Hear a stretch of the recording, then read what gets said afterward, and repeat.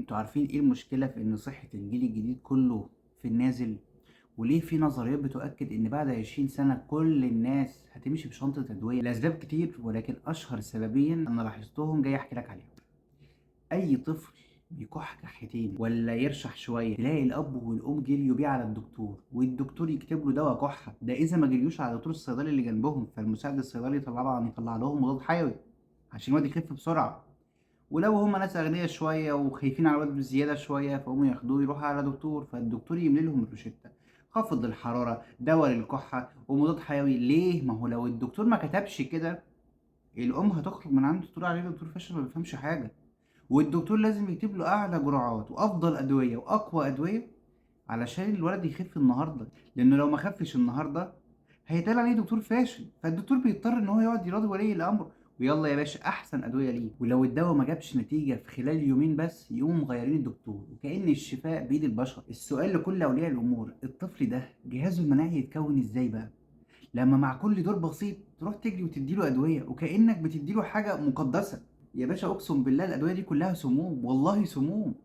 طب اسمعني، في دلوقتي توصيات طبية عالمية بتقولك لو سخونية الطفل أقل من 38 ونص ما تديش خافض حرارة، إلا لو في مشكلة زي إنه بيجيله تشنجات حرارية مثلا. السخونية دي جزء من خطة الجسم اللي ربنا خلقها علشان يحارب المرض.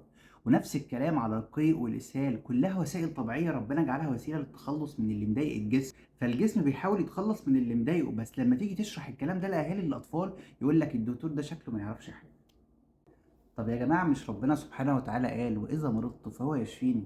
يعني الشفاء من عند الله، والدكتور بس ما هو إلا بياخد أجره وخلاص. ولازم نفهم إن الجسم اللي ربنا خلقه بإبداع فيه جهاز مناعي رباني شغال زي الجيش، والجيش وظيفته يحمي الجسم ويحارب الميكروبات، والجيش دايما عاوز يتدرب ويتمرن. فلو كل دور بسيط الطفل أخد أدوية كتير جدا المناعة دي عمرها ما هتتعلم تحارب وهتفضل ضعيفة طول عمرها. كان زمان يقولك الطفل اللي بيلعب في الطين والتراب مناعته بتبقى أقوى. الكلام ده فعلا ليه اصل، وفي نظريه اسمها نظريه النظافه هيجين هايبوثيس بتقول ان النظافه الزياده والتعقيم الزايد المبالغ فيه بيمنع الاطفال من التعرض للميكروبات اللي بتعلم جهاز المناعه وتخليه اقوى. ربنا خلق الميكروبات دي ليها دور، مش كلها ضرر، لكن احنا بالتعقيم الزايد بنضر نفسنا بدل ما نفيدها. وكمان في دلوقتي كلام عن البكتيريا النافعه زي الميكروبيوتا والبروبيوتيك وانها بتلعب دور مهم في تقويه المناعه.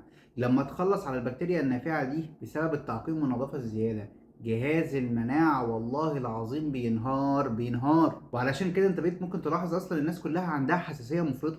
واحد عنده حساسية من الاكل، حساسية من الجلد، حساسية جلد والربو الشعبي، وحتى امراض المناعة الذاتية زي السكر وامراض الجهاز الهضمي المزمنة زادت بشكل مرعب في الاطفال. علشان كده ربنا دايما في القرآن يقول لنا: ولا تلقوا بايديكم الى التهلكة. الحماية الزيادة ممكن تبقى اذى اكتر من المنفعة، فخليك متوكل على الله واعمل بالاسباب من غير افراط ولا تفريط، وربنا هو الشافي والمعافي.